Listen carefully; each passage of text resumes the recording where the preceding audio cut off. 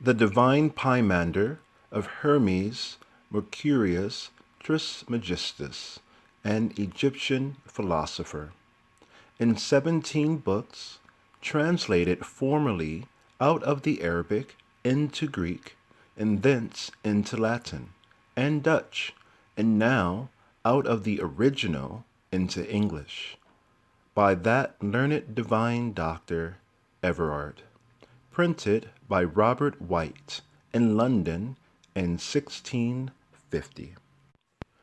Judicious Reader, this book may justly challenge the first place for antiquity, for all of the books in the world being written some hundred of years late before Moses' time, as I shall endeavor to make good, the original, as far as it is known to us, is Arabic, and several translations thereof have been published, as Greek, Latin, French, Dutch, etc., but never English before.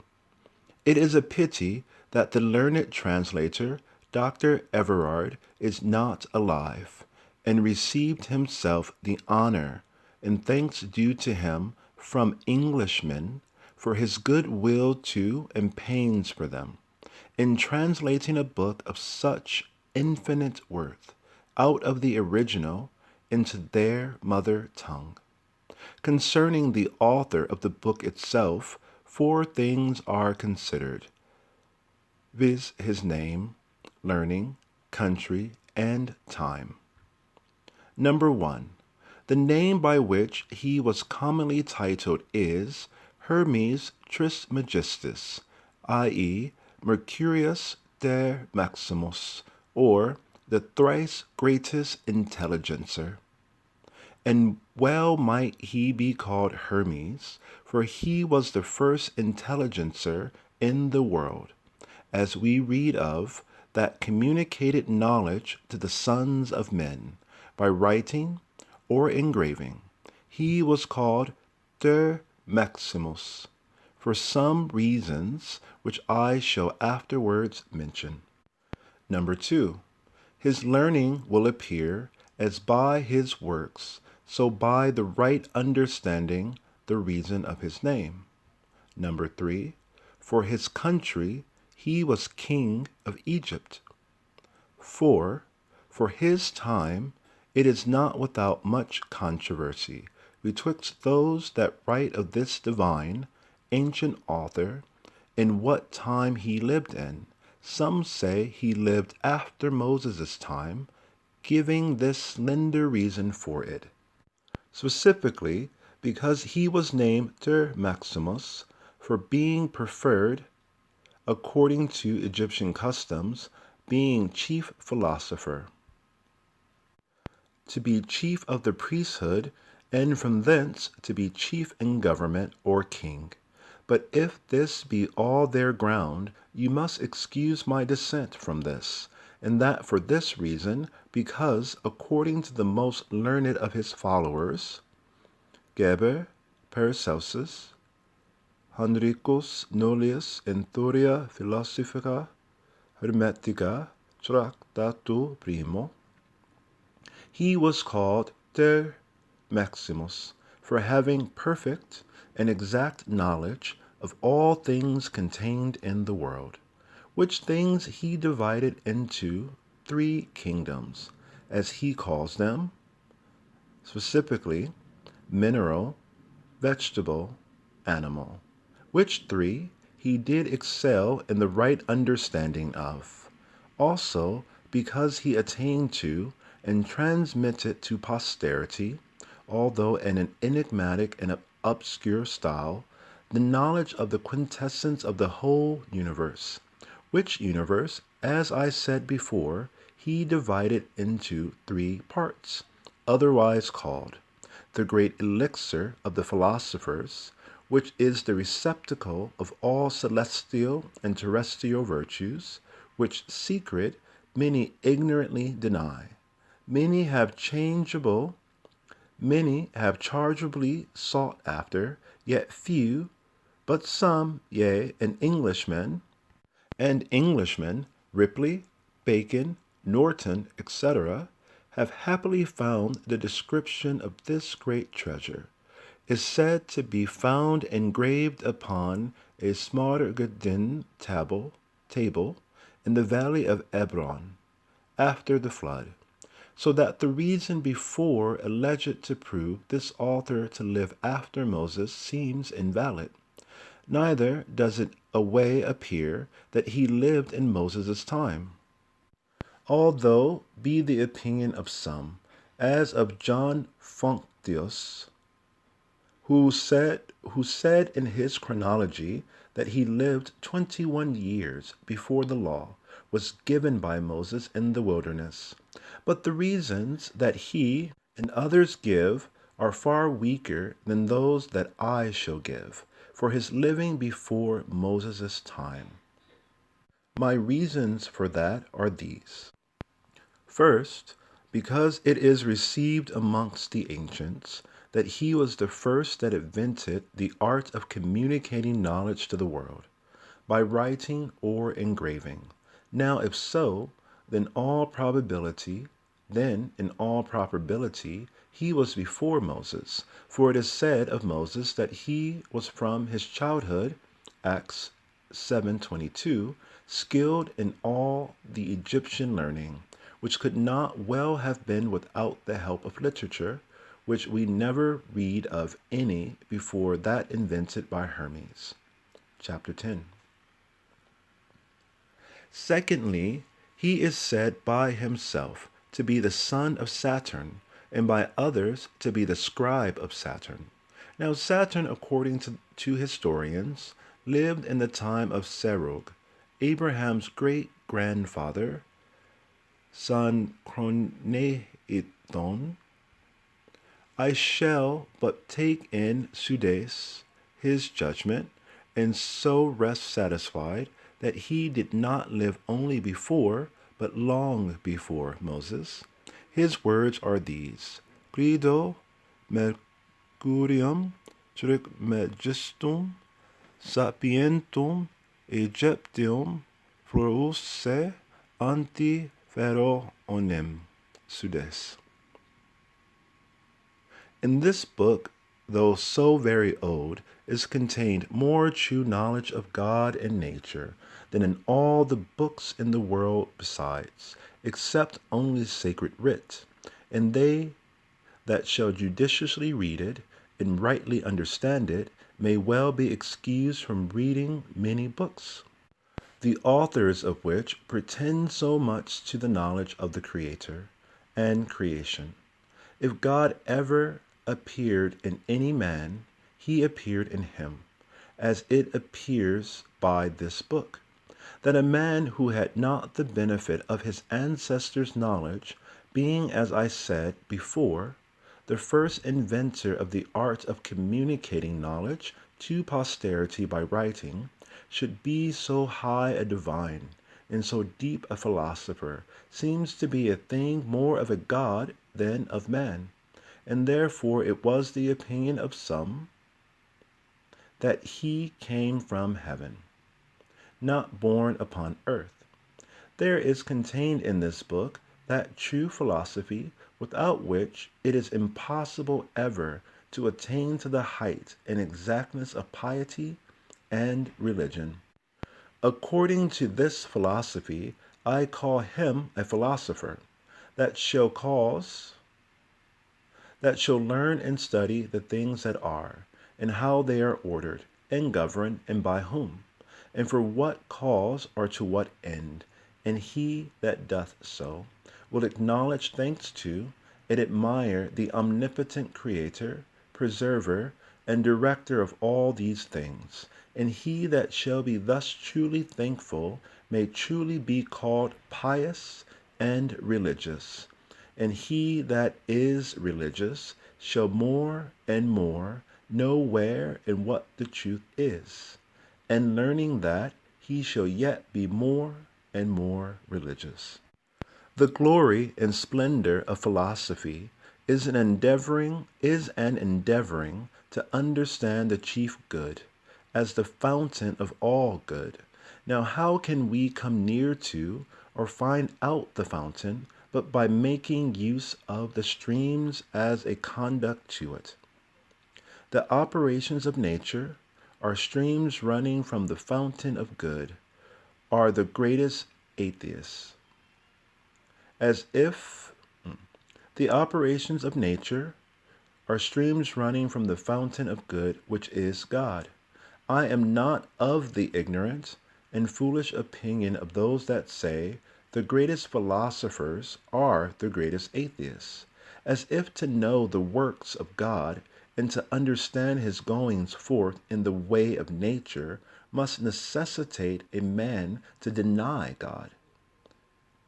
The scripture, Job 38, disapproves of this as a sottish tenet, and experience contradicts it. For behold, here is the greatest philosopher, and therefore the greatest divine. Read understandingly this ensuing book, and for thy help thou mayest make use of the voluminous commentary written upon it. Then it will speak more for its author than can be spoken by any man, at least by me. Thine in the love of truth, J.F. The title of every book of Hermes Trismegistus: 1. His first book. 2. Poemander. 3. The Holy Sermon. 4. The Key. 5. That God is not manifest, and yet most manifest. 6. That in God alone is good. 7. His secret sermon in the Mount of Regeneration and the profession of silence. 8. That the greatest evil in man is not knowing God. 9. A universal sermon to Asclepius. 10. The mind to Hermes. 11. Of the common mind to Tet. 12. His crater Armonus. 13. Of sense and understanding. 14. Of operation and sense. 15. Of truth to his son Tet. 16. That none of the things that are can perish. 17. To Asclepius, to be truly wise. Hermes Trismegistus, his first book. O my son, I write this first book, both for humanity's sake and for piety towards God. For there can be no religion more true or just than to know the things that are, and to acknowledge thanks for all things to him that made them, which things I shall not cease continually to do. What then should a man do, O Father, to lead his life well, seeing there is nothing here true? Be pious and religious, O my son, for he that doth so is the best and highest philosopher, and without philosophy it is impossible ever to attain to the height and exactness of piety or religion. But he that shall learn and study the things that are, and how they are ordered and governed, and by whom, and for what cause, or to what end, will acknowledge thanks to the workman, as to a good father, an excellent nurse, and a faithful steward, and he that gives thanks shall be pious or religious, and he that is religious shall know both where the truth is and what it is, and learning that, he will be yet more and more religious. For never, O son, shall or can that soul, which while it is in the body, lightens and lifts up itself to know and comprehend that which is good and true, slide back to the contrary. For it is infinitely enamored thereof, and forgetteth all evils, and when it hath learned and known its father and progenitor, it can no more apostatize or depart from that good. And let this, O my son, be the end of religion and piety, whereunto, when thou art once arrived, thou shalt both live well and die blessedly, whilst thy soul is not ignorant whether it must return and fly back. For this only, O son, is the way to the truth, which our progenitors travelled in, and by which, making their journey, they at length attained to the good.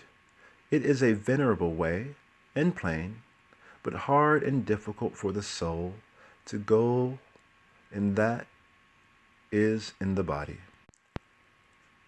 For first must it war against its own self, and after much strife and dissension, it must be overcome of one part. For the contention is of one against two, whilst it flies away, and they strive to hold and detain it. But the victory of both is not like. For the one hasteth to that which is good, but the other is a neighbor to the things that are evil. And that which is good desireth to be set at liberty, but the things that are evil love bondage and slavery. And if the two parts be overcome, they become quiet, and are content to accept of it as their ruler.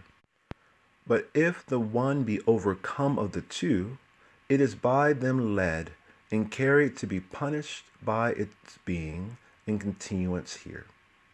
This is, O son, the guide in the way that leads thither, for thou must first forsake the body before thy end, and get the victory in this contention and strifeful life, and when thou hast overcome, return.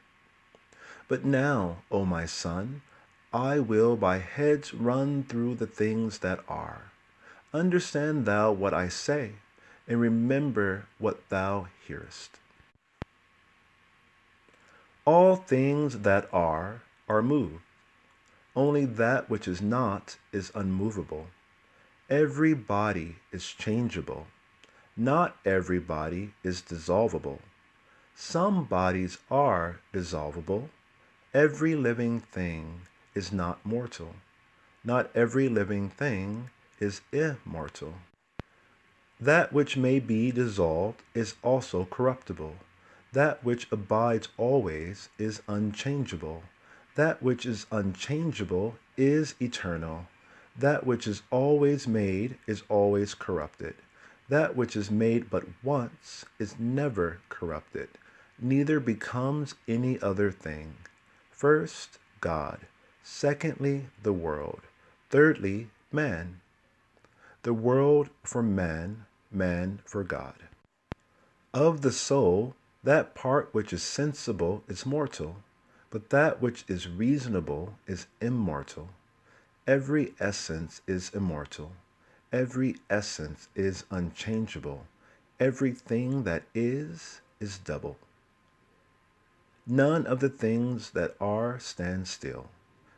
Not all things are moved by a soul, but everything that is moved by a soul. Everything that suffers is sensible. Everything that is sensible suffereth. Everything that is sad rejoiceth also, and is a mortal living creature. Not everything that joyeth is also sad, but is an eternal living thing. Not every body is sick. Every body that is sick is dissolvable. The mind in God. Reasoning, or disputing, or discoursing in men. Reason in the mind. The mind is void of suffering. No thing in a body true. All that is incorporeal is void of lying. Everything that is made is corruptible. Nothing good upon earth, nothing evil in heaven. God is good, man is evil. Good is voluntary or of its own accord. Evil is involuntary or against its will.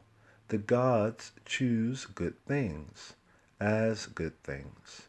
Time is a divine thing. Law is humane. Malice is the nourishment of the world. Time is the corruption of man. Whatsoever is in heaven is unalterable.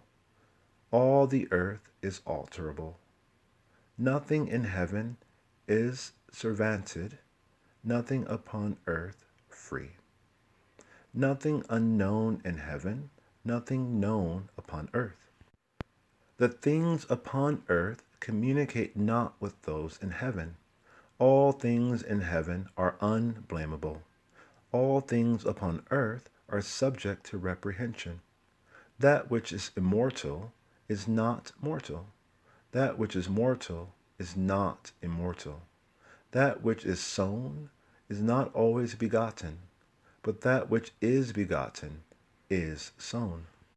Of a dissolvable body, there are two times, one for sowing to generation, one from generation to death. Of an everlasting body, the time is only for the generation. Dissolvable bodies are increased and diminished. Dissolvable matter is altered into contraries, to wit, corruption and generation, but eternal matter into itself and its like. The generation of man is corruption. The corruption of man is the beginning of generation. That which offsprings or begetteth another is itself an offspring or begotten by another. Of things that are, some are in bodies, some in their ideas. Whatsoever belong to operation or working are in a body. That which is immortal partakes not of that which is mortal. That which is mortal cometh not into a body immortal, but that which is immortal cometh into that which is mortal. Operations or workings are not carried upwards, but descend downwards. Things upon earth do nothing advantage those in heaven, but all things in heaven do profit and advantage the things upon earth. Heaven is capable and a fit receptacle of everlasting bodies, the earth of corruptible bodies. The earth is brutish, the heaven is reasonable and rational. The heaven is reasonable or rational. Those things that are in heaven are subjected or placed under it, but the things on earth are placed upon it. Heaven is the first element. Providence is divine order. Necessity is the minister or servant of providence. Fortune is the carriage or effect of that which is without order, the idol of operation, a lying fantasy or opinion. What is God? The immutable or unalterable good. What is man? An unchangeable evil. If thou perfectly remember these heads, thou canst not forget those things which in more words I have largely expounded unto thee. For these are the contents or abridgment of them. Avoid all conversation with the multitude or common people, for I would not have thee subject to envy, much less to be ridiculous unto the many. For the like always takes to itself that which is like, but the unlike never agrees with the unlike. Never agrees with the unlike. Such discourses as these have very few auditors, and peradventure very few will have, but they have something peculiar unto themselves. They do rather sharpen, and what evil men to their maliciousness. Therefore it behoveth to avoid the multitude, and take heed of them, as not understanding the virtue and power of the things that are said. How dost thou mean, O Father? Thus, O Son, the whole nature and composition of those things, of those living things called men, is very prone to maliciousness, and is very familiar, and as it were nourished with it, as it were nourished with it, once again. Thus, O son, the whole nature and composition of those living things called men is very prone to maliciousness, and is very familiar, and as it were nourished with it, and therefore is delighted with it. Now, this white, a creature, if it shall come to learn or know that the world was once made, and all things are done according to providence and necessity, destiny, or fate, bearing rule over all, will he not be much worse than himself, despising the whole because it was made? And if he may lay the cause of evil upon fate or destiny, he will never abstain from any evil work.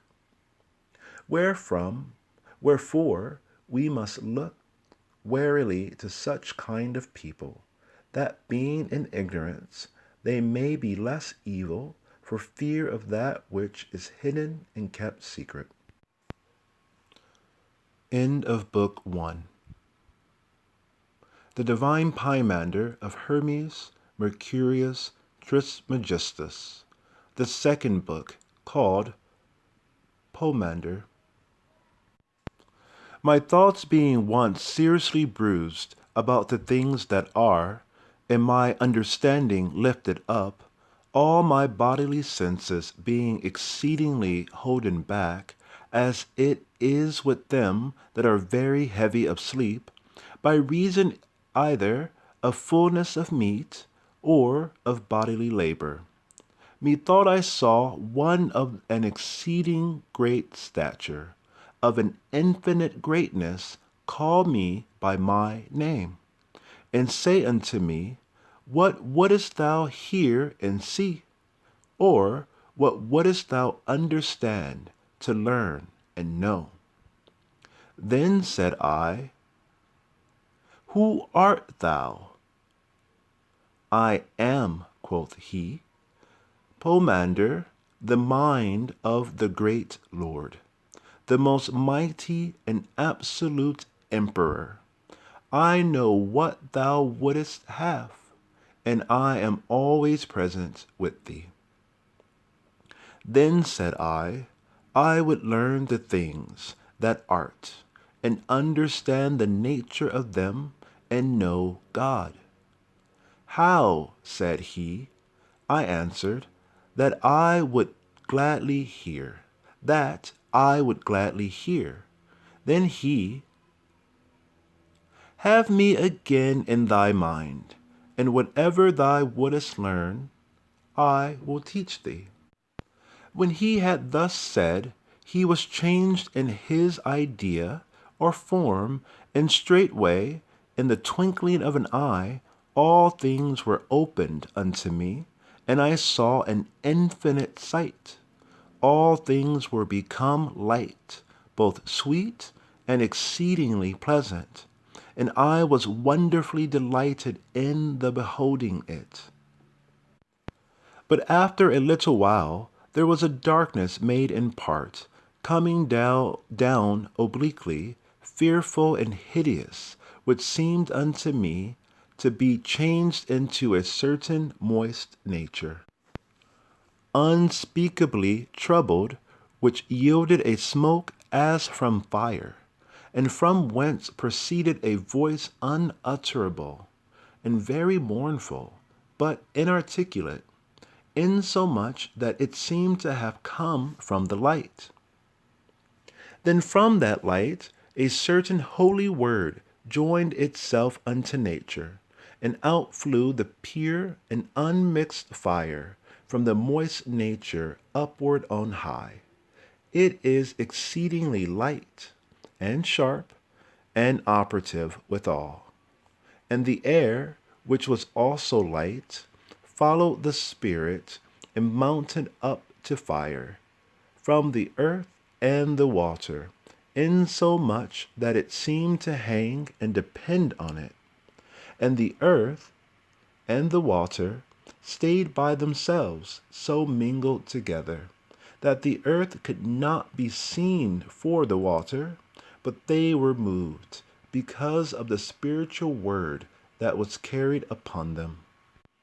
Then said Poemander unto me, Dost thou understand thy vision, and what it meaneth? I shall know, said I. Then said he, I am that light, the mind, thy God, who am before that moist nature that appeareth out of darkness, and that bright and lightful word from the mind is the Son of God. How is that, quoth I? Thus, replied he, understand it, that which in thee seeth and heareth the word of the Lord, and the mind, the Father, God, differeth not one from the other, and the unison of these is life. Trismegistus, I thank thee. Pymander. But first conceive well the light in thy mind, and know it. When he had thus said, for a long time me looked steadfastly one upon the other, insomuch that I trembled at his idea or form.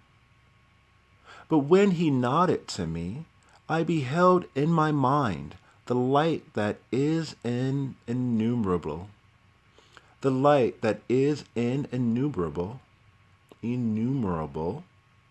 and the truly indefinite ornament or world, and that the fire is comprehended or contained in or by a most great power, and constrained to keep its station. These things I understood, seeing the word of Pymander, and when I was mightily amazed, he said unto me, Hast thou seen in thy mind that archetypal form, which was before the interminated and infinite beginning? Thus Pymander to me. But whence, quoth I, of whereof are the elements of nature made? Pymander said, of the will and counsel of God, which taking the word and beholding the beautiful world in the archetype thereof, imitated it, and so made this world, by the principles and vital seeds or soul-like productions of itself. For the mind being God, male and female, life and light, brought forth by the word another mind, the workman, which being God of the fire and the spirit, fashioned and formed 7 other governors, which in their circles contain the sensible world, whose government or disposition is called fate or destiny. Straightway leaped out, or exalted itself front the downward born elements of God, the word of God, into the clean and pure workmanship of nature, and was united to the workman, mind, for it was consubstantial, and so the downward born elements of nature were left without reason, that they might be the only matter. But the workman, mind, together with the word, containing the circles and whirling them about, turned round as it will his own workmanship, and suffered them to be turned from an indefinite beginning to an undeterminable end, for they always begin where they end. And the circulation or running round of these, as the mind willeth, out of the lower or downward born elements, brought forth unreasonable or brutish creatures, for they had no reason, the air flying things, and the water such as swim. And the earth and the water were separated, either from the other, as the mind would. And the earth brought forth from herself such living creatures as she had, four-footed and creeping beasts, wild and tame. But the Father of all things, the mind being life and light, brought forth man, like unto himself, whom he loved as his proper birth. For he was all beauteous, having the image of his Father. For indeed God was exceedingly enamored of his own form or shape, and delivered unto it all his own workmanships. But he, seeing and understanding the creation of the workman in the whole, would needs also himself fall to work, and so was separated from the Father, being in the sphere of generation or operation. Having all power, he considered the operations or workmanships of the seven, but they loved him, and every one made him partaker of his own order. And he, learning diligently and understanding their essence and partaking their nature, resolved to pierce and break through the circumference of the circles, and to understand the power of him that sits upon the fire. And having already all power of mortal things, of the living, and of the unreasonable creatures of the world, stooped down and peeped through the harmony, and breaking through the strength of the circles, so showed and made manifest the downward born nature, the fair and beautiful shape or form of God, which when he saw, having in itself the unsatiable beauty, and all the operation of the seven governors, and the form or shape of God, he smiled for love, as if he had seen the shape or likeness in the water, or the shadow upon the earth of the fairest human form. And seeing in the water a shape like unto himself in himself, he loved it, and would cohabit with it. And immediately upon the resolution ensued the operation, and brought forth the unreasonable image or shape. Nature presently laying hold of what it so much loved, did wholly wrap herself about it, and they were mingled, so they loved one another. And for this cause, man above all things that live upon earth is double, mortal because of his body, and immortal because of the substantial man. For being immortal and having power of all things, he yet suffers mortal things, and such as are subject to fate or destiny. And therefore being above all harmony, he is made and become a servant to harmony, and being hermaphrodite, or male and female, and watchful, he is governed by and subjected to a Father, that is both male and female and watchful. After these things I said, Thou art my mind, and I am in love with reason. Then said Pymander, This is the mystery that to this day is hidden and kept secret, for nature being mingled with man brought forth a wonder most wonderful. For he, having the nature of the harmony of the seven, from him whom I told thee, the fire and the spirit, nature continued not, but forthwith brought forth 7 men, all males and females and sublime, are on high, according to the natures of the 7 governors. And after these things, O Pymander, quoth I am now come into a great desire, and longing to hear. Do not digress or run out. But he said, Keep silence, for I have not yet finished the first speech.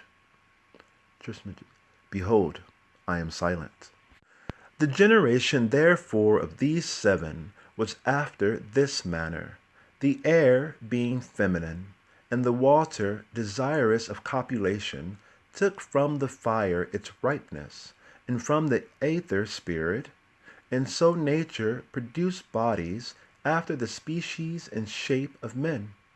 And man was made of life and light, into soul and mind, and life the soul, of light the mind. And so all the members of the sensible world continued until the period of the end, bearing rule and generating. Hear now the rest of that speech, thou so most desirous to hear.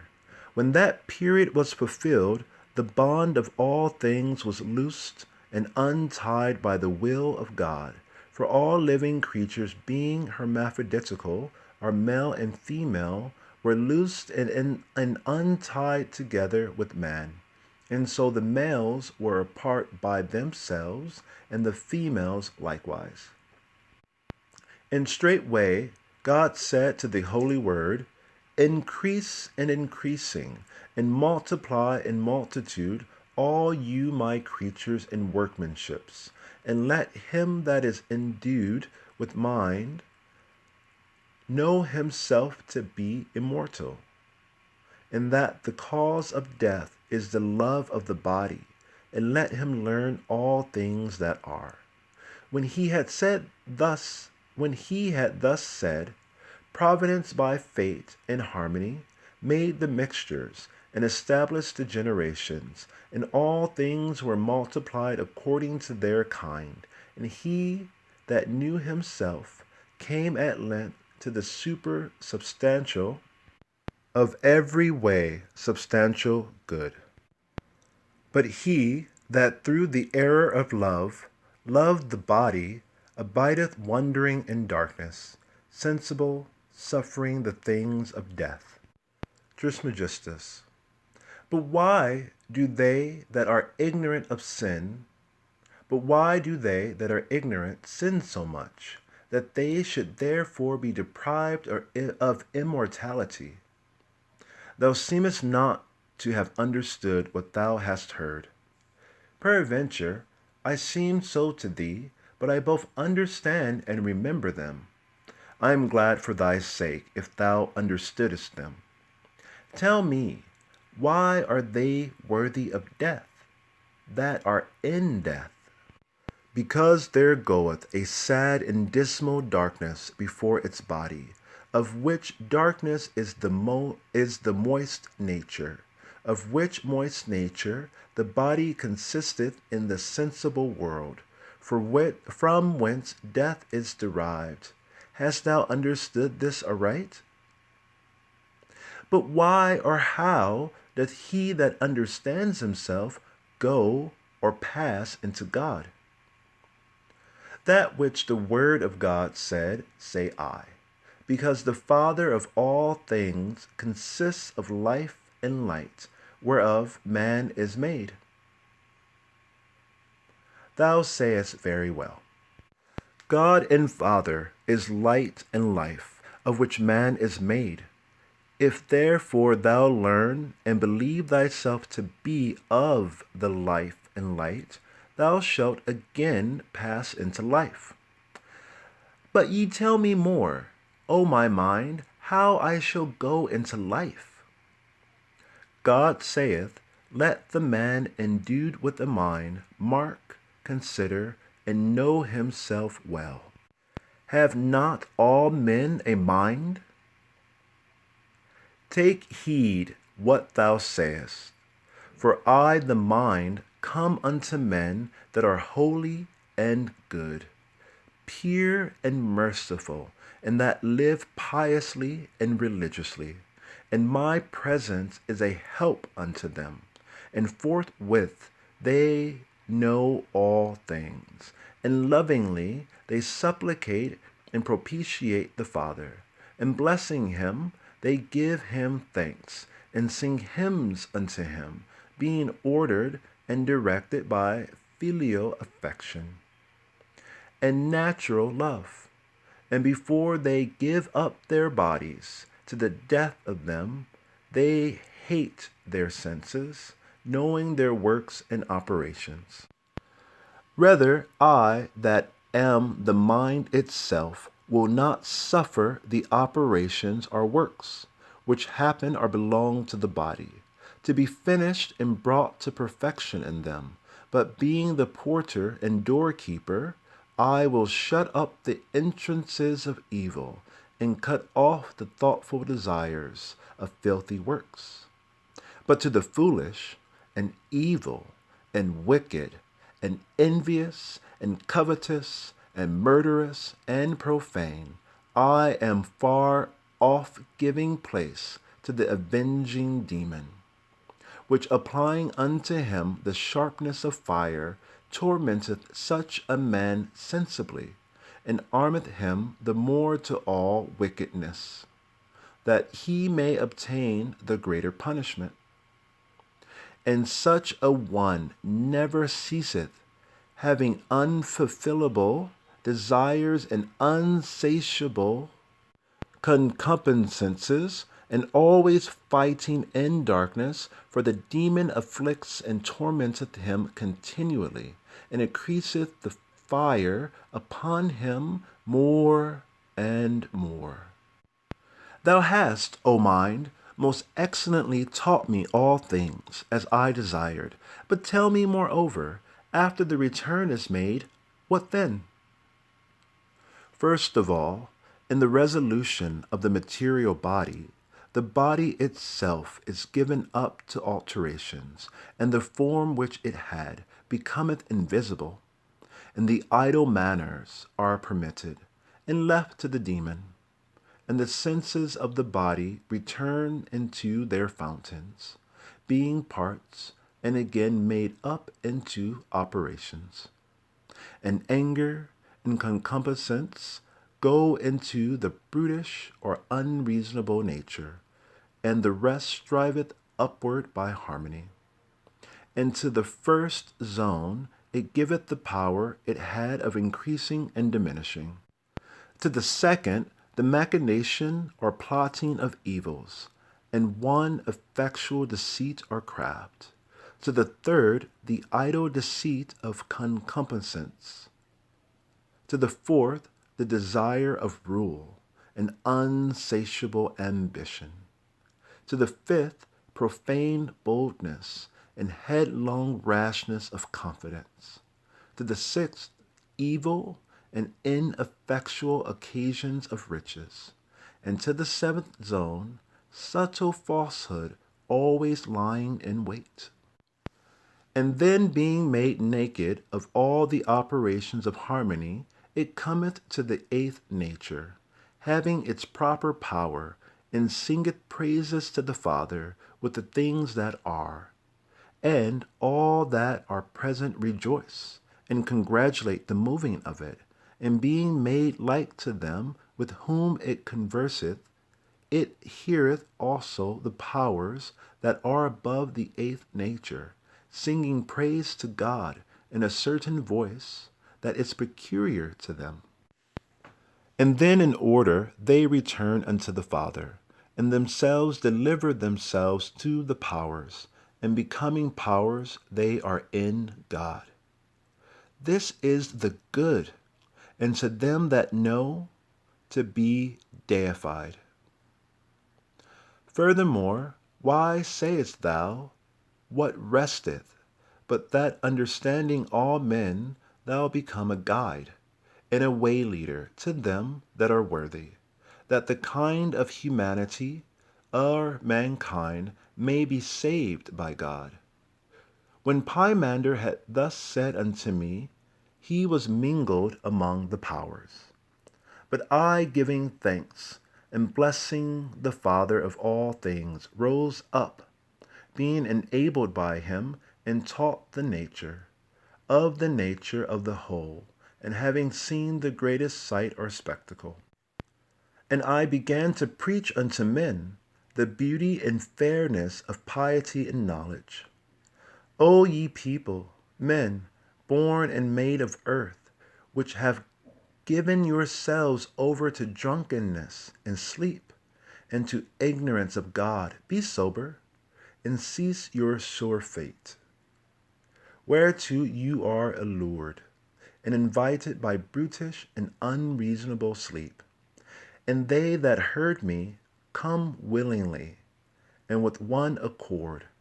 And then I said further, Why, O men of the offspring of the earth, why have you delivered yourselves unto death, having power to partake of immortality? Repent and change your minds, you that have together walked in error, and have been darkened in ignorance. Depart from that dark light, be partakers of immortality, and leave or forsake corruption. And some of them that heard me, mocking and scorning, went away and delivered themselves up to the way of death. But others, casting themselves down before my feet, besought me that they might be taught. But I, causing them to rise up, became a guide of mankind, teaching them the reasons how and by what means they may be saved.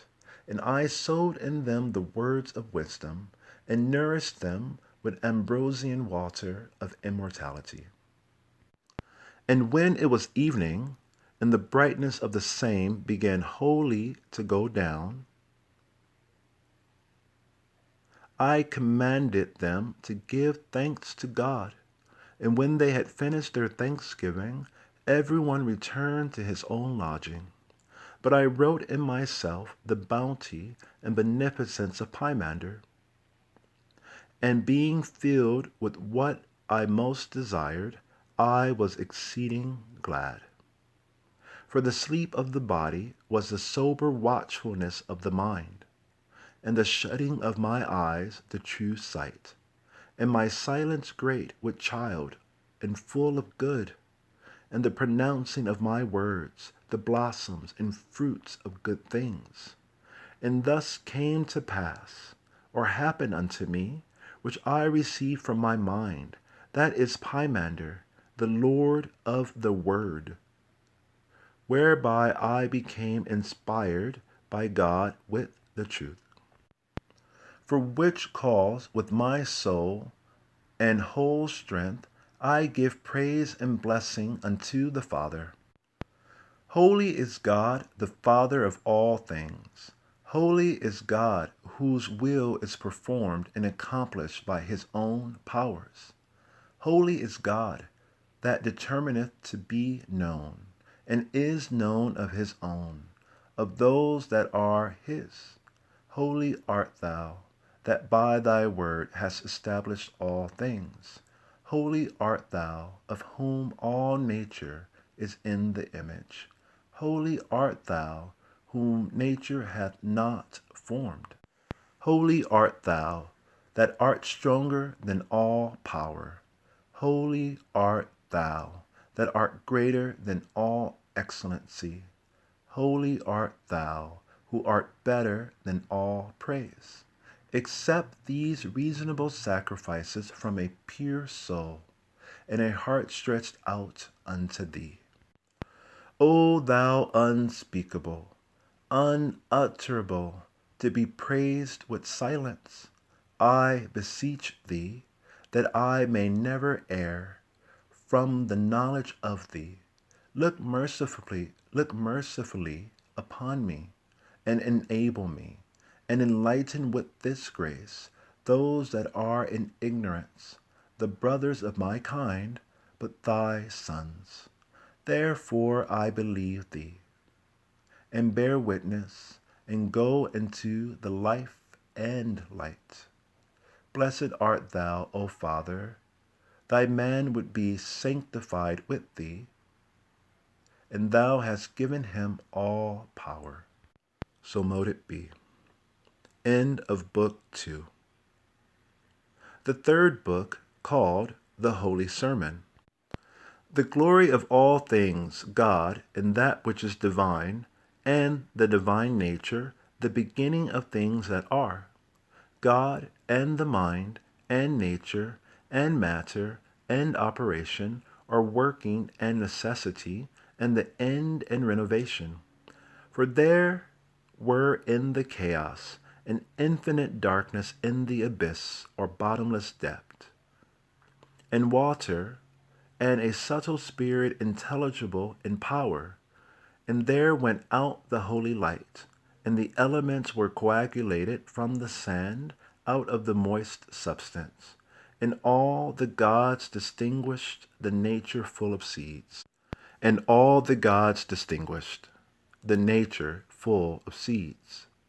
And when all things were interminated and unmade up, the light things were divided on high, and the heavy things were founded upon the moist sand. All things being terminated or divided by fire, and being sustained or hung up by the Spirit, they were so carried, and the heaven was seen in 7 circles. And the gods were seen in their ideas of the stars, with all their signs, and the stars were numbered with the gods in them, and the sphere was all lined with air, carried about in a circular motion by the Spirit of God. And every god by his eternal power, and every god by his internal power, did that which was commanded him. And there were made 4-footed things, and creeping things, and such as live in the water, and such as fly, and every fruitful seed and grass, and the flowers of all greens, and which had sowed in themselves the seeds of regeneration, and also the generations of men to the knowledge of the divine works, and a lively or working testimony of nature, and a multitude of men, and the dominion of all things under heaven, and the knowledge of good things, and to be increased and increasing, and multiplied in multitude, and every soul and flesh, by the wonderful working of the gods in the circles, to the beholding of the heaven, the gods, divine works, and the operations of nature, and for signs of good things, and the knowledge of the divine power, and to find out every cunning workmanship and good things.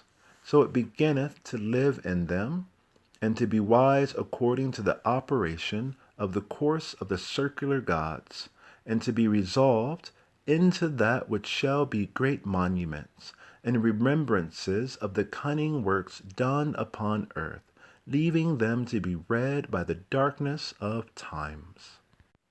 And every generation of living flesh, of fruit, seed, and all handicrafts, though they be lost, must of necessity be renewed by the renovation of the gods, and of the nature of a circle, moving in number, for it is a divine thing, that every world temperature should be renewed by nature, for in that which is divine is nature also established.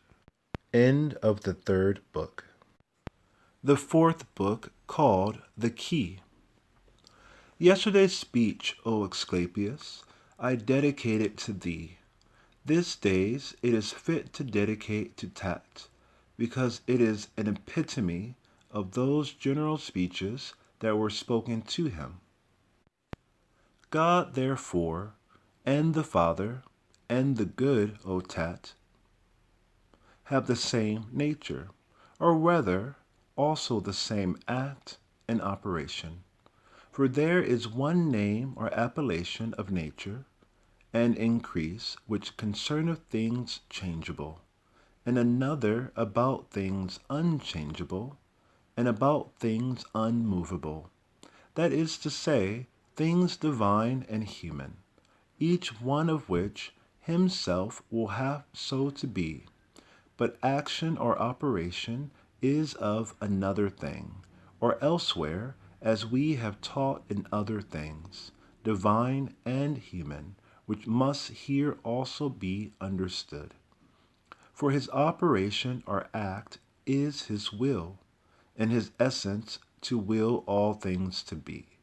For what is God, and the Father, and the good, but the being of all things that yet are not, and the existence itself of those things that are. This is God, this is the Father, this is the good, whereunto no other thing is present or approacheth.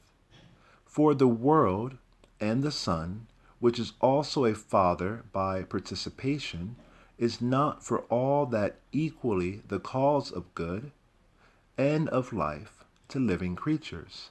And if this be so, he is altogether constrained by the will of the good, without which it is not possible either to be or to be begotten or made.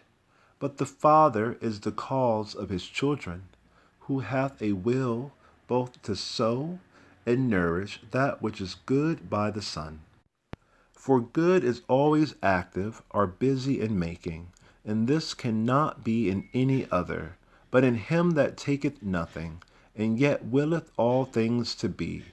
For I will not say, Otat, making them, for he that maketh is defective in much time, in which sometimes he maketh not, and also of quantity and quality, for sometimes he maketh those things that have quantity and quality, and sometimes the contrary. But God is the Father and the good, in being all things, for he both will be this, and it is, and yet all this for himself, as is true, in him that can see it. For all things else are for this. It is the property of God to be known. This is the good, O Tat. Thou hast filled us, O Father, with a sight both good and fair, and the eye of my mind is almost become more holy by the sight or spectacle. I wonder not at it, for the sight of good is not like the beam of the sun, which being of a fiery shining brightness, maketh the eye blind by his excessive light, that gazeth upon it, rather the contrary, for it enlighteneth, and so much increaseth the light of the eye, as any man is able to receive the influence of this intelligible clearness.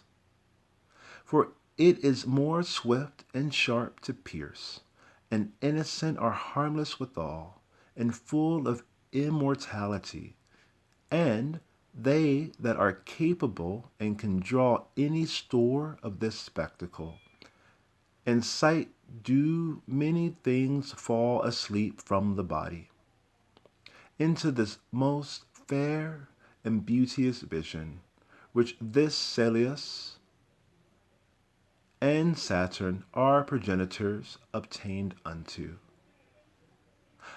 I would we also, O Father, could do so. I would have could, O Son, but for the present we are less intent to the vision, and cannot yet open the eyes of our minds to behold the incorruptible and incomprehensible beauty of that good. But then shall we see it, when we have nothing at all to say of it? For the knowledge of it is a divine silence, and the rest of all the senses, for neither can he that understand anything else, nor he that sees that see anything else, nor hear any other thing, nor in some move the body. For shining steadfastly upon, and round about the whole mind it enlighteneth all the soul, and losing it from the bodily senses and motions, it draweth it from the body, and changeth it wholly into the essence of God. For it is possible for the soul, O Son, to be deified while yet it lodgeth in the body of man, if it contemplate the beauty of the good. How dost thou mean deifying, Father? There are differences, O Son, of every soul.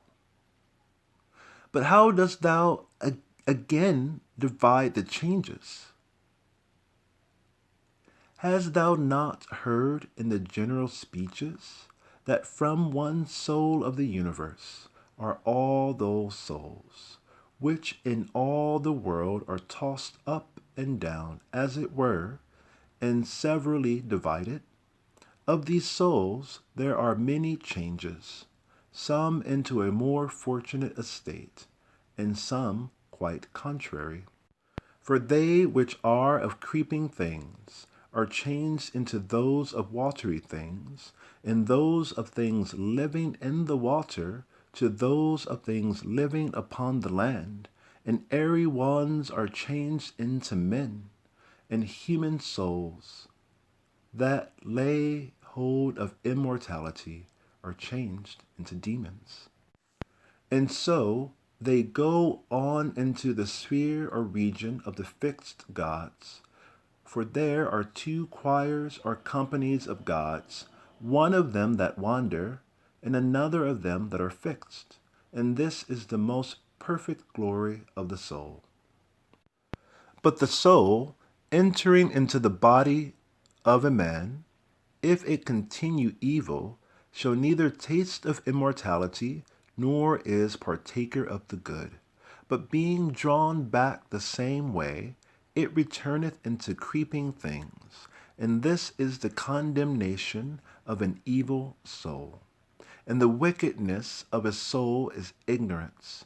For the soul that knows nothing of the things that are, neither the nature of them, nor that which is good, but is blinded, rusheth and dasheth against the bodily passions, and unhappy as it is, not knowing itself, it serveth strange bodies and evil ones, carrying the body as a burden, and not ruling, but ruled. And this is the mischief of the soul. On the contrary, the virtue of the soul is knowledge. For he that knows is both good and religious, and already divine. But who is such a one, O Father? He that neither speaks, nor hears many things. For he, O Son, that heareth two speeches or hearings, fighteth in the shadow. For God, and the Father, and good, is neither spoken nor heard. This being so in all things that are the senses, because they cannot be without them. But knowledge differs much from sense, for sense is of things that surmount it, but knowledge is the end of sense.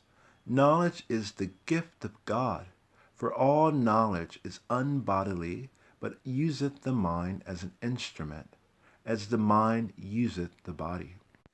Therefore, both intelligible and material things go both of them into bodies, for of contraposition that is setting one against another, constranity and contrariety, all things must consist, and it is impossible it should be otherwise. Who therefore is this material God? The fair and beautiful world, and yet it is not good, for it is material and easily passable. Nay, it is the first of all passable things, and the second of the things that are, and needy or wanting somewhat else. And it was once made, and is always, and is ever in generation, and made, and continually makes, generates things that have quantity and quality. For it is movable, and every material motion is generation, but the intellectual stability moves the material motion after this manner. Because the world is a sphere, that is a head, and above the head there is nothing material, as beneath the feet there is nothing intellectual. The whole universe is material. The mind is the head, and it is moved spherically, that is, like a head. Whatsoever therefore is joined or united to the membrane or film of this head, wherein the soul is immortal. And as the soul of a man made body hath its soul full of the body, but those that are further from that membrane have the body full of soul. The whole is a living wight, a creature, and therefore consisteth of material and intellectual. And the world is the first, and man the second living wight, a creature, after the world. But the first of things that are mortal, and therefore hath whatsoever benefit of the soul all the others have. And yet for all this he is not only not good, but flatly evil, as being mortal. For the world is not good as it is movable, nor evil as it is immortal.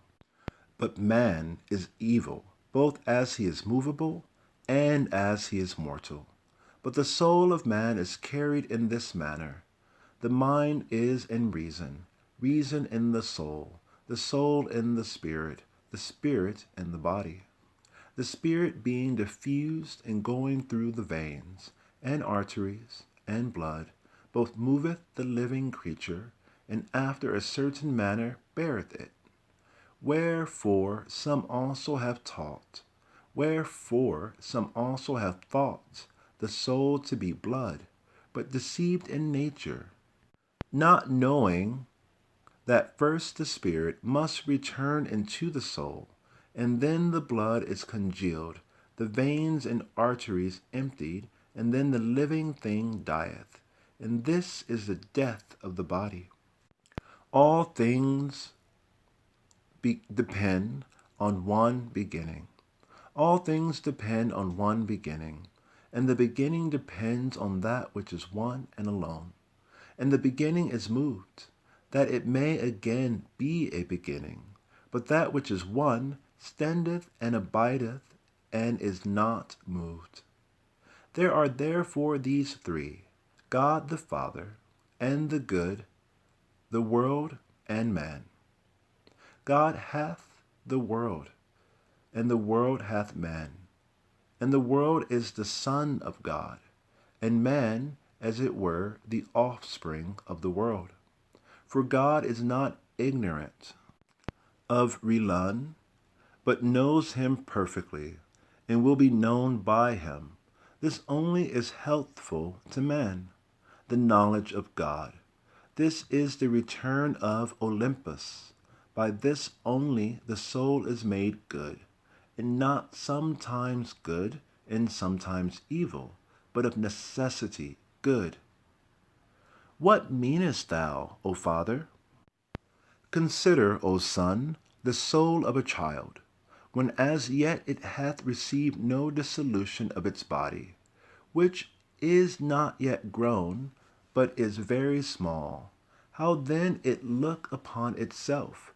It sees itself beautiful, and not having been yet spotted with the passions of the body, but as it were depending yet upon the soul of the world. But when the body is grown and distracteth, the soul it engenders forgetfulness, and partakes no more of the fair and the good. And forgetfulness is evilness. The like also happeneth to them that go out of the body, for when the soul runs back into itself, the spirit is contracted into the blood, and the soul into the spirit. But the mind being made pure and free from these clothings, and being divine by nature, taking a fiery body, rangeth abroad in every place, leaving the soul to judgment, and to the punishment it hath deserved. Why dost thou say, O Father, that the mind is separated from the soul, and the soul from the spirit? When even now thou sayest the soul was the clothing or apparel of the mind, and the body of the soul. O Son, He that hears must co-understand, and conspire in thought with him that speaks. Yea, he must have his hearing swifter and sharper than the voice of the speaker. The disposition of these clothings or covers is done in an earthly body, for it is impossible that the mind should establish or rest itself naked and of itself in an earthly body. Neither is the earthly body able to bear such immortality, and therefore, that it might suffer so great virtue, the mind compacted as it were, and took to itself the passible body of the soul, and as a covering or clothing. And the soul, being also in some sort divine, useth the Spirit as her minister and servant, and the Spirit governeth the living thing. When therefore the mind is separated, and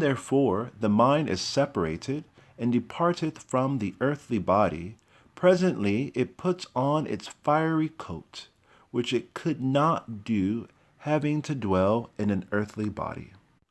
For the earth cannot suffer fire, for it is all burned of a small spark. Therefore is the water poured round about the earth, as a wall of defense, to withstand the flame of fire. But the mind, being the most sharp or swift of all the divine cogitations, and more swift than all the elements, hath the fire for its body. For the mind, which is the workman of all, useth the fire as his instrument in his workmanship. And he that is the workman of all used it to the making of all things, and as it used by man to the making of earthly things only. For the mind that is upon earth, void or naked of fire, cannot do the business of men, nor that which is otherwise the affairs of God. But the soul of man, and yet not every one, but that which is pious and religious, is angelical and divine. And such a soul, after it is departed from the body, having striven the strife of piety, becomes either mind or God. And the strife of piety is to know God, and to injure no man. In this way it becomes mind. But an impious soul abideth in its own essence, punished of itself, in seeking an earthly and human body to enter into. For no other body is capable of a human soul, neither is it lawful for a man's soul to fall into the body of an unreasonable living thing. For it is the law or decree of God to preserve a human soul for so great a contumely and reproach. How then is the soul of man punished, O Father? And what is its greatest torment? Impiety, O my son. For what fire hath so great a flame as it? Or what biting beast doth so tear the body as it doth the soul? Or dost thou not see how many evils the wicked soul suffereth, roaring and crying out, I am burned, I am consumed, I know not what to say or do, I am devoured. Unhappy wretch, of the evils that compass and lay hold upon me, miserable that I am, I neither see nor hear anything. These are the voices of a punished and tormented soul, and not as many. And thou, O son, thinkest that the soul going out of the body grows brutish, or enters into a beast, which is a very great error, for the soul punished after this manner. For the mind, when it is ordered or appointed to get a fiery body, for for the services of God, coming down into the wicked soul, torments it with the whips of sin, wherewith the wicked soul, being scourged, turns itself to murders, and contumelies, and blasphemies, and divers violences, and other things by which men are injured. But into a pious soul the mind entering, leads it into the light of knowledge, and such a soul is never satisfied with singing the praise to God, and speaking well of all men, in both words and deeds, always doing good in imitation of her Father. Therefore, O Son, we must give thanks and pray that we may obtain a good mind.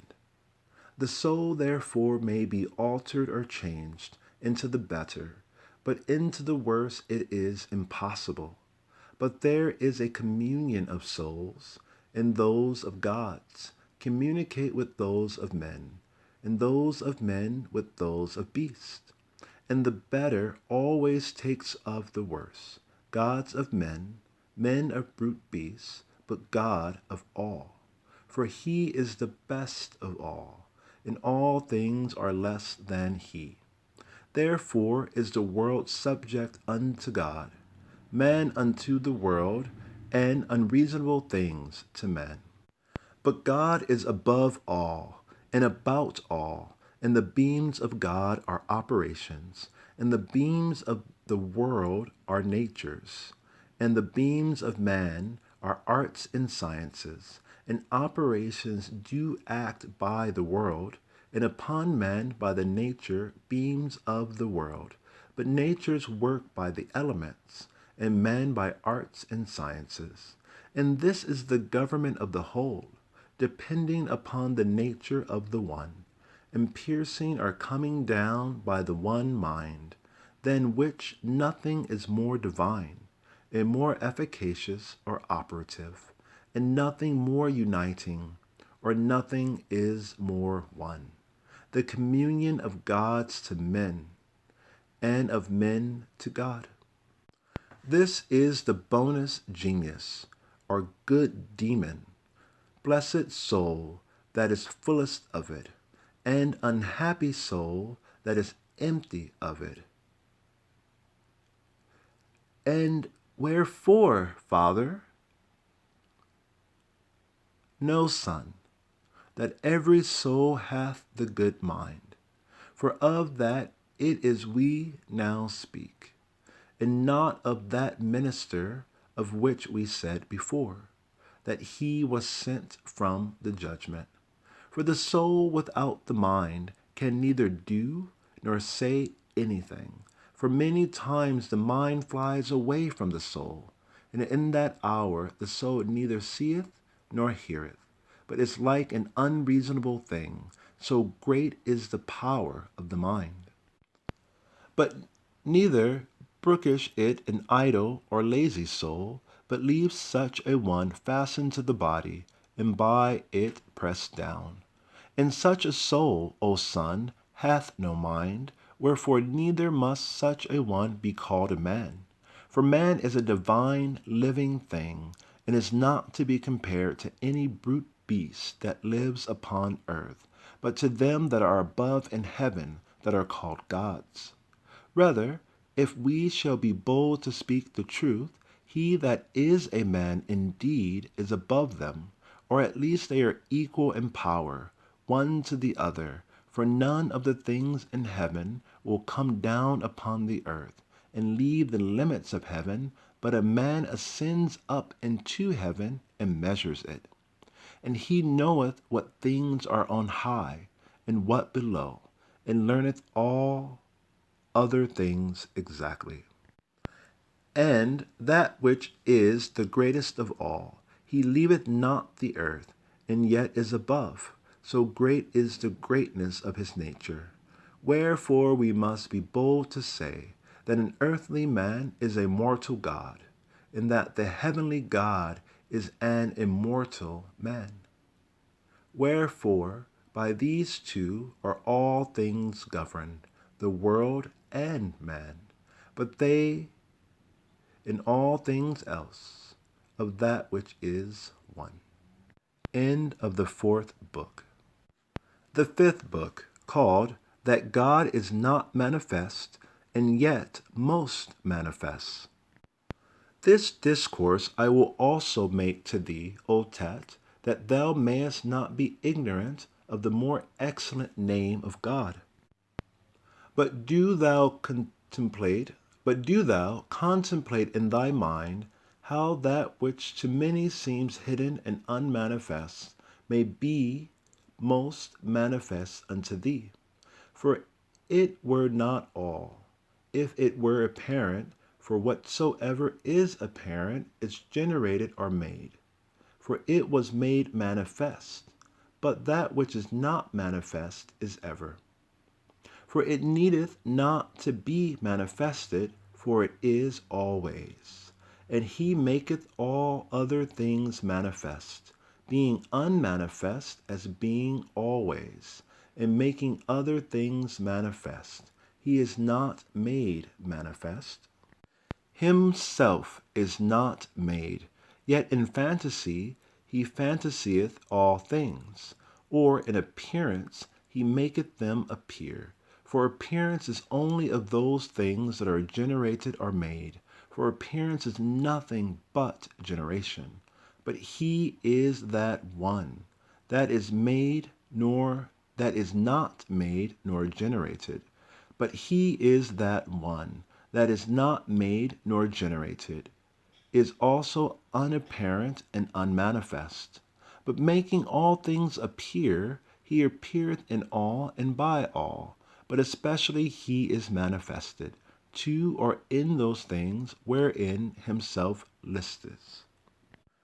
Thou, therefore, O Tat, my son, pray first to the Lord and Father, and to thee alone, and to the one from whom is one to be merciful to thee, that thou mayest knowest and understand so great a God, and that he would shine one of his beams upon thee in thy understanding. But only the understanding sees that which is not manifest or apparent, as being itself not manifest or apparent. And if thou canst, O Tat, it will appear to the eyes of thy mind. For the Lord, void of envy, appeareth through the whole world. Thou mayest see the intelligence, and take it in thy hands, and contemplate the image of God. But if that which is in thee be not known or apparent unto thee, how shall he in thee be seen, and appear unto thee by the eyes? But if thou wilt see him, consider and understand the sun, consider the course of the moon, consider the order of the stars. Who is he that keepeth order? For all order is circumscribed and or terminated, for all order is circumscribed or terminated in number and place. The sun is the greatest of the gods in heaven, to whom all the heavenly gods give place. To whom all the heavenly gods give place. The sun is the greatest of the gods in heaven, to whom all the heavenly gods give place, as to a king and potentate, and yet he being such a one, greater than the earth or the sea, is content to suffer infinite lesser stars to walk and move about himself. Whom doth he fear the while, O sun? Every one of these stars that are in heaven do not make the like or an equal course. Who is it that hath prescribed unto every one the manner and the greatness of their course? This bear that turns round about its own self, and carries around the whole world with her, who possessed and made such an instrument? Who hath set the bounds to the sea? Who hath established the earth? For there is somebody, O Tat, that is the maker and lord of these things. For it is impossible, O son, that either place, or number, or measure should be observed without a maker. For no order can be made by disorder or disproportion. I would it were possible for thee, O my son, to have wings, and to fly into the air, and being taken up in the mist between earth and heaven, to see the stability of the earth, the fluidness of the sea, the courses of the rivers, the largeness of the air, the sharpness or swiftness of the fire, the motion of the stars, and the speediness of the heaven, by which it goeth round about all these.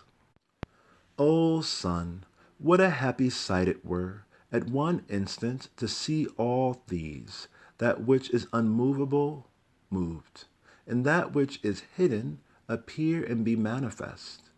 And if thou wilt see and behold this workman, even by mortal things that are upon the earth and in the deep, consider, O son, how man is made and framed in the womb, and examine diligently the skill and cunning of the workman, and learn who it was that wrought and fashioned the beautiful and divine shape of man, who circumscribed and marked out his eyes, who bore his nostrils and ears, who opened his mouth, who stretched out and tied together his sinews, who channeled the veins, who hardened and made strong the bones, who clothed the flesh with skin, who divided the fingers and the joints, who flatted and made broad the soles of the feet, who digged the pores, who stretched out the spleen, who made the heart like a pyramis, who made the liver broad, who made the lights spongy and full of holes, who made the belly large and capacious, who set to the outward view the more honorable parts and hid the filthy ones. See how many arts in one matter, and how many works in one superscription, and all exceedingly beautiful, and all done in measure, and yet all differing. Who hath made all these things? What mother, what father, save only God, that is not manifest, that made all things by his own will? And no man says that a statue or an image is made without a carver or a painter. And was this workmanship made without a workman? O great blindness! O great impiety, ignorance!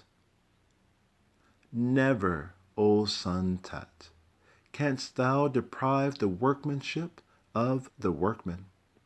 Rather, it is the best name of all the names of God, to call him the Father of all, for so he is alone, and this is his work, to be the Father. And if thou wilt force me to say anything more boldly, it is his essence to be pregnant, or great with all things, and to make them. And as without a maker, it is impossible that anything should be made, so it is that he should not always be, and always so it is that he should not always be, and always be making all things in heaven, in the air, in the earth, in the deep, in the whole world, and in every part of the whole that is, or that is not. For there is nothing in the whole world that is not himself, both the things that are and the things that are not. For the things that are he hath made manifest, and the things that are not he hath hid in himself. This is God that is better than any name. This is he that is secret. This is he that is most manifest.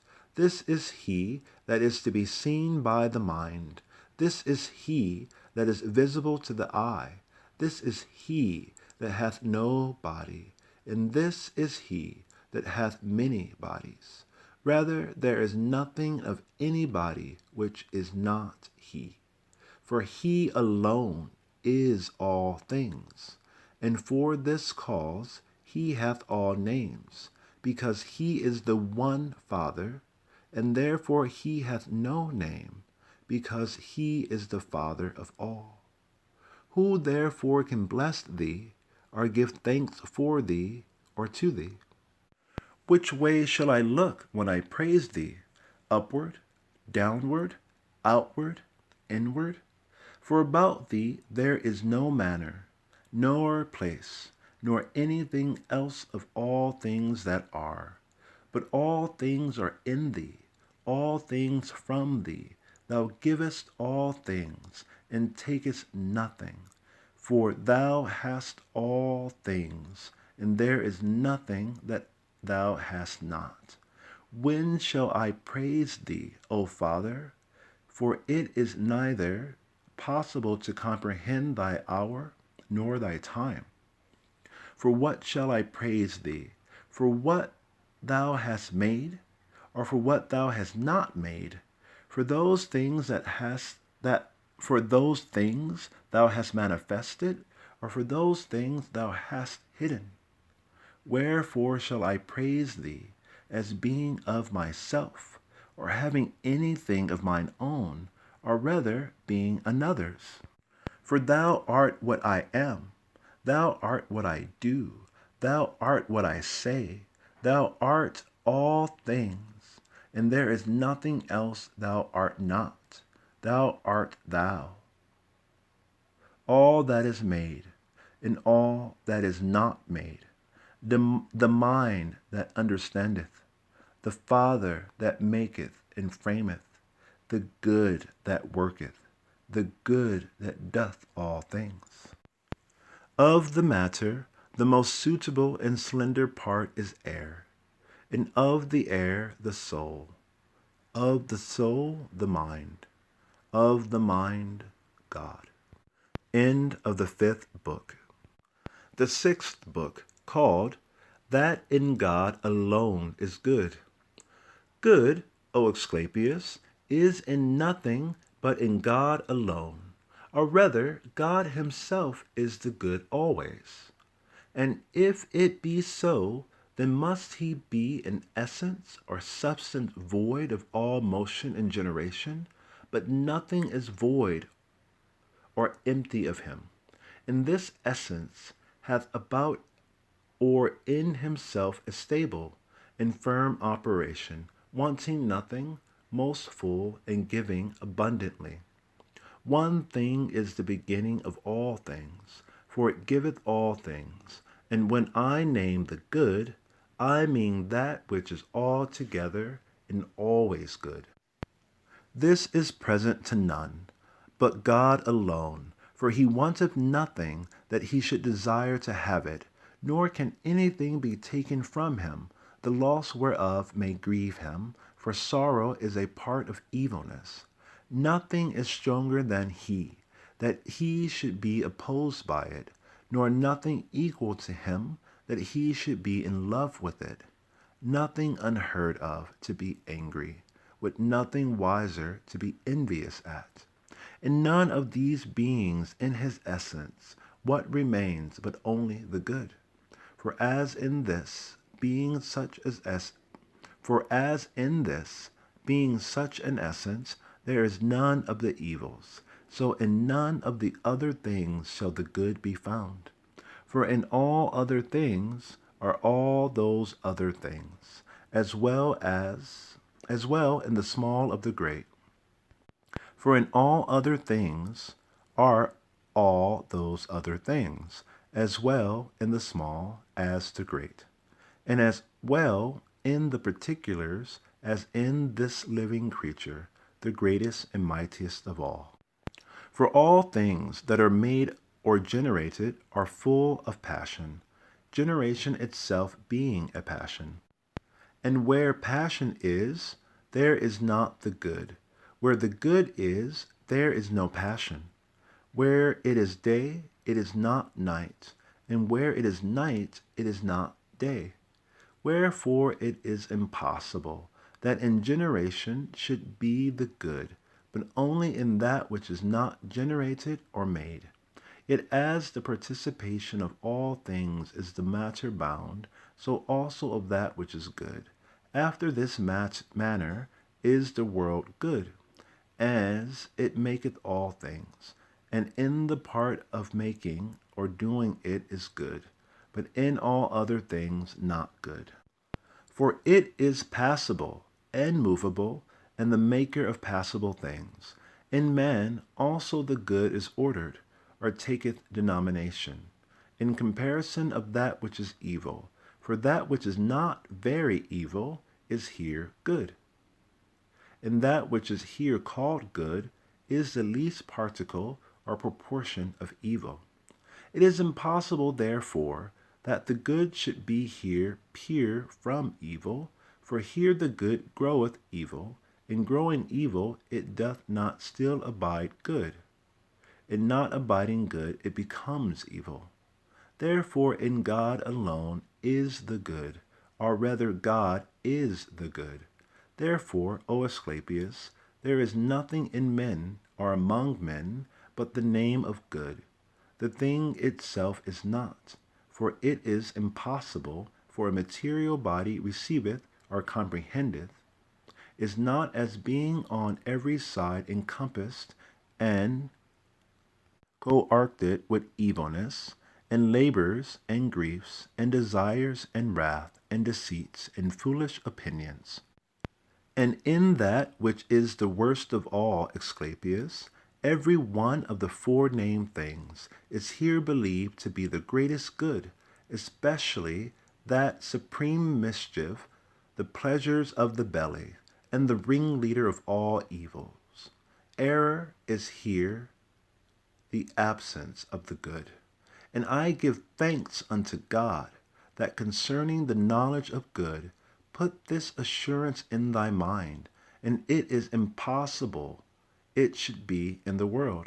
For the world is the fullness of evil, but God is the fullness of good, or good of God. For the eminences of all appearing beauty are in the essence more pure, more sincere, and peradventure they are also the essence of it. For we must be bold to say, Asclepius, that the essence of God, if he have an essence, is that which is fair or beautiful. But no good is comprehended in this world. For all things that are subject to the eye are idols, and as it were shadows. But those things that are not subject to the eye are ever, especially the essence of the fair and the good. And as the eye cannot see God, so neither the fair and the good. For these are the parts of God that partake the nature of the whole, proper and familiar unto him alone, inseparable, most lovely, whereof either God is enamored, or they are enamored of God. Wherefore they are ignorant, and go not in the way of piety, dare call man fair and good, never seeing so much as in a dream what good is, but being enfolded and wrapped upon all evil, and believing that the evil is the good, they by that means both use it unsatiably and are afraid to be deprived of it, and therefore they strive by all possible means that they may not only have it, but also increase it. Such, O Asclepius, are the good and fair things of men, which we can neither love nor hate, for this is the hardest thing of all, that we have need of them, and cannot live without them. End of the 6th book. The 7th book, his secret sermon in the Mount of Regeneration, and the profession of silence to his son Tet. In the general speeches, O Father, discoursing of the divinity, thou speakest enigmatically, and didst not clearly reveal thyself, saying that no man can be saved before regeneration. And when I did humbly entreat thee, at the going up the mountain, after thou hadst discoursed unto me, having a great desire to learn this argument of regeneration, because among all the rest I am ignorant only of this, toldest me thou wouldest impart it unto me, when I would estrange myself from the world. Whereupon I made myself ready, and have vindicated the understanding that is in me from the deceit of the world. Now then, fulfill my defects, and, as thou saidst, instruct me of regeneration, either by word of mouth or secretly. For I know not, O Trismegistus, of what substance, or what womb, or what seed a man is thus born. O son, this wisdom is to be understood in silence, and the seed is the true good. Who soweth it, O Father? For I am utterly ignorant and doubtful. The will of God, O Son. And what manner of man is he that is thus born? For in this point I am clean deprived of the essence that understandeth in me. The Son of God will be another. God made the universe, that in everything consisteth of all powers. Thou tellest me a riddle, Father, and dost not speak as a father to his son. Son, things of this kind are not taught, but are by God, when he pleaseth, brought to remembrance. Thou speakest of things strained, are far-fetched and impossible, Father, and therefore I will directly contradict them. Wilt thou prove a stranger, son, to thy father's kind? Do not envy me, Father, or pardon me. I am thy natural son. Discourse unto me the manner of regeneration. What shall I say, O my son? I have nothing to say more than this, that I see in myself an unfeigned sight or spectacle, made by the mercy of God, and I am gone out of myself into an immortal body, and am not now what I was before, but was begotten in mind. This thing is not taught, nor is it to be seen in this formed element, for which the first compound form was neglected by me, and that I am now separated from it, for I have both the touch and the measure of it, yet am I now estranged from them? Thou seest, O Son, with thine eyes, but though thou look never so steadfastly upon me, with the body, in bodily sight, thou canst not see, nor understand what I am now. Thou hast driven me, O Father, into no small fury and distraction of mind, for I do not now see myself. I would, O Son, that thou also wert gone out of thyself, like them that dream in their sleep. Then tell me this, who is the author and maker of regeneration? The child of God, one man by the will of God. Now, O Father, thou hast put me to silence forever, and all my former thoughts have quite left and forsaken me, for I see the greatness and shape of all things here below, and nothing but falsehood in them all.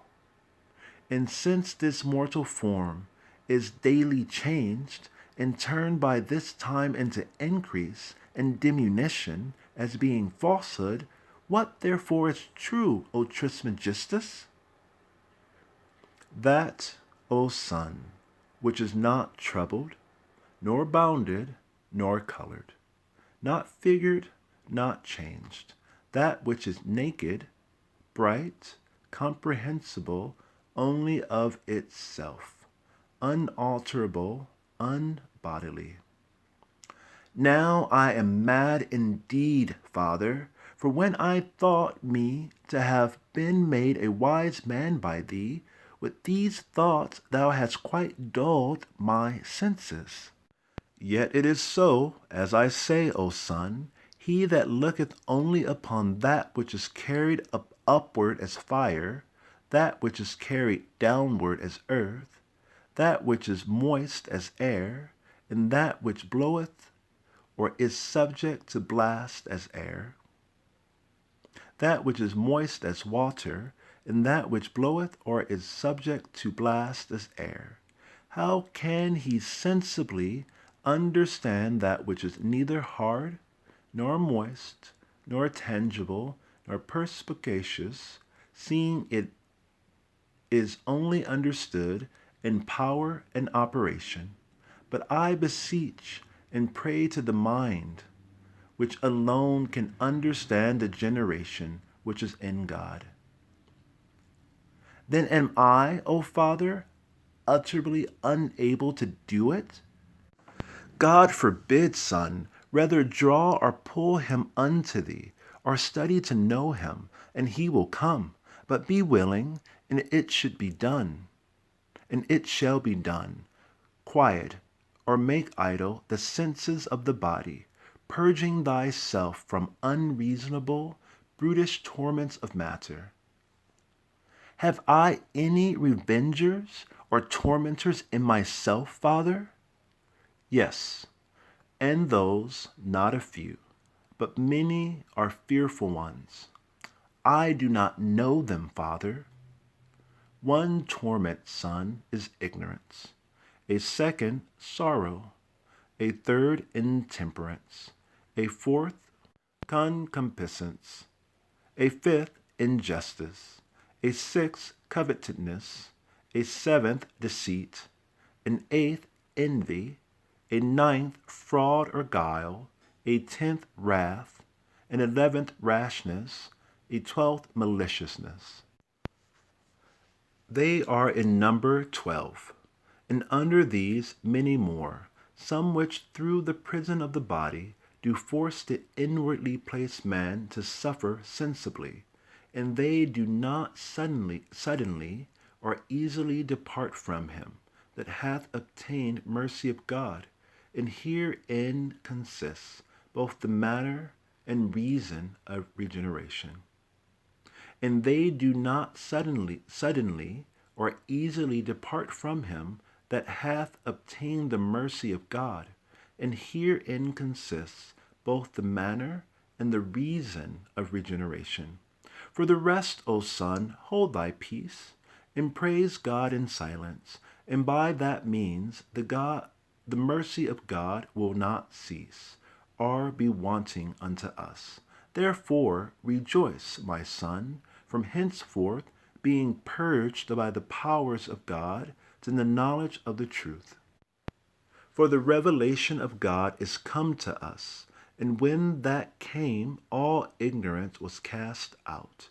The knowledge of joy is come unto us, and when that comes, sorrow shall fly away to them that are capable of it. I call unto joy the power of temperance, a power whose virtue is most sweet. Let us take her unto ourselves, O Son, most willingly, for how at her coming hath she put away intemperance. Now I call the fourth continence, the power which is over concupiscence. This, O Son, is the stable and firm foundation of justice. For see how without labor she hath chased away injustice, and we are justified, O Son, when injustice is away. The sixth virtue which comes to us I call communion, which is against covetousness. And when that covetousness is gone, I call truth, and when she cometh, error and deceit vanishes. See, O Son, how the good is fulfilled by the access of truth. For by this mean, envy is gone from us, for truth is accompanied with the good, together also with life and light.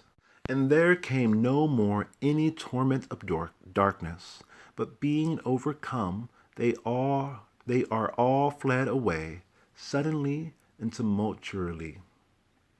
Thou hast understood, O Son, the manner of regeneration, for upon the coming of these 10, the intellectual generation is perfected, and then it driveth away the 12, and we have seen it in the creation itself. Whatsoever therefore hath of mercy obtained this generation, which is according to God, he leaving all bodily sense, knoweth himself to consist of divine things, and rejoiceth, being made by God stable and immutable. O Father, I conceive and understand, not by the sight of mine eyes, but by the intellectual operation, which is by the powers. I am in heaven, in the earth, in the water, in the air. I am in living creatures, in the plants, in the womb, everywhere. Yet tell me further this one thing. How are the torments of darkness, being in number 12, driven away and expelled by the 10 powers? What is the manner of it, Trismegistus? This tabernacle, O Son, consists of the zodiacal circle. This tabernacle, O Son, consists of the zodiacal circle, and this consisting of 12 numbers, the idea of one. But all formed nature admit of diverse conjugations to the deceiving of men. And though they be different in themselves, yet are they united in practice. As, for example, rashness is inseparable from anger, and they are also indeterminate. Therefore, with good reason, do they make their departure, being driven away by the 10 powers, that is to say, by the dead. For the number of 10, O Son, is the begetter of souls, and their life and light are united, where the number of unity is born of the Spirit. Therefore, according to reason, unity bathe the number of 10, and the number of 10 hath unity. O Father, I now see the universe, and myself in the mind. This is regeneration, O Son, that we should not any longer fix our imagination upon this body, subject to the 3 dimensions, according to this speech which we have now commented, that we may not at all culminate the universe. That we may not at all calumniate the universe. Tell me, O Father, this body that consists of powers, shall it ever admit of any dissolution? Good word, Son, and speak not things impossible, for so thou shalt sin, and the eye of thy mind grow wicked. The sensible body of nature is far from the essential generation, for that is subject to dissolution. But this not, and this is mortal, but this immortal. Dost thou not know that thou art born a God and the Son of the One, as I am? How fain would I, O Father, hear that praise given by him, which thou saidst, thou heardest from the powers which I was in the octonary, when I was in the octonary. As Pymander said by way of oracle to the octonary, thou dost well, O Son, to desire the solution of the tabernacle, for thou art purified. Pymander, the mind of absolute power and authority, hath delivered no more unto me than those that are written, knowing that of myself I can understand all things, and hear and see what I will. And he commanded me to do those things that are good, and therefore all the powers that are in me sing. I would hear thee, O Father, and understand these things. Be quiet, O Son, and now hearken to that harmonious blessing and thanksgiving. The hymn of regeneration, which I did not determine to have spoken of so plainly, but to thyself in the end of all. Wherefore this is not taught, but hid in silence.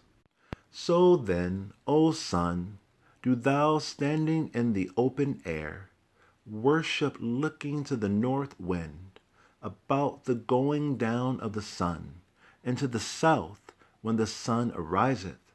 And now keep silent, Son.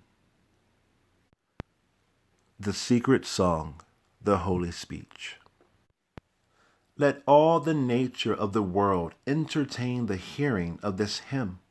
Be opened, O earth, and let all the treasures of the rain be opened. You trees tremble not, for I will sing and praise the Lord of creation, and the all and the one. Be opened, you heavens, ye winds stand still, and let the immortal circle of God receive these words. For I will sing and praise him that created all things, that fixed the earth, and hung up the heavens, and commanded the sweet water to come out of the ocean into the world inhabited and not inhabited, to the use and nourishment of all things. Amen. That commanded the fire to shine for very action, both to gods and men. Let us all together give him blessing, which rideth upon the heavens, the creator of all nature. This is he that is the eye of the mind, and will accept the praise of my powers. O all ye powers that are in me, praise the one and the all. Sing together with my will, all ye powers that are in me. O holy knowledge, being enlightened by thee, I magnify the intelligible light, and rejoice in the joy of the mind. All my powers sing praise with me, and thou, my countenance, sing praise, my righteousness by me. Praise that which is righteous. O communion which is in me, praise the all. By me the truth sings praise to the truth. The good praiseth the good. O life, O light from us, unto you comes this praise and thanksgiving. I give thanks unto thee, O Father, the operation or act of my powers. I give thanks unto thee, O God, the power of my operations. By me thy word sings praise unto thee. Receive by me this reasonable sacrifice in words. The powers that are in me cry these things. They praise thee all. They fulfill thy will. Thy will and counsel is from thee unto thee. O all, receive a reasonable sacrifice from all things. O life, save all that is in us. O light, enlighten. O God the Spirit, for the mind guideth are feedeth the word. O Spirit-bearing workman, thou art God.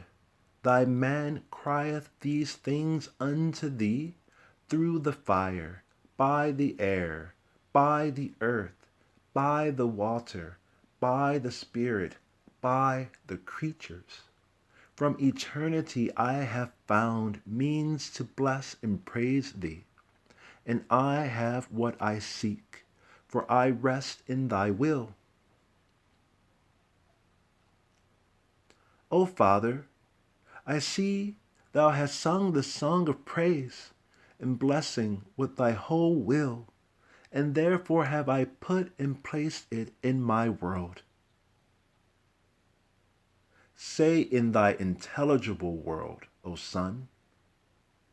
I do mean in my intelligible world, for by thy hymn and song of praise my mind is enlightened, and gladly would I send from my understanding a thanksgiving unto God. Not rashly, O Son, in my mind, O Father. Those things that I see and contemplate I infuse into thee, and therefore say, thou Son Tat, the author of thy succeeding generations, I send unto God these reasonable sacrifices. O God, thou art the Father, thou art the Lord, thou art the mind. Accept these reasonable sacrifices which thou requirest of me. For all things are done as the mind willeth. Thou, O Son, send this acceptable sacrifice to God, the Father of all things, but propound it also, O Son, by word. I thank thee, Father, thou hast advised and instructed me thus to give praise and thanks. I am glad, O Son, to see the truth bring forth the fruit of good things in such immortal branches. And learn this of me, above all other virtues, entertain silence, and impart unto no man, O Son, the tradition of regeneration, lest we be reputed calumniators, for we both have now sufficiently meditated, I in speaking, thou in hearing, and now thou dost intellectually know thyself and our Father.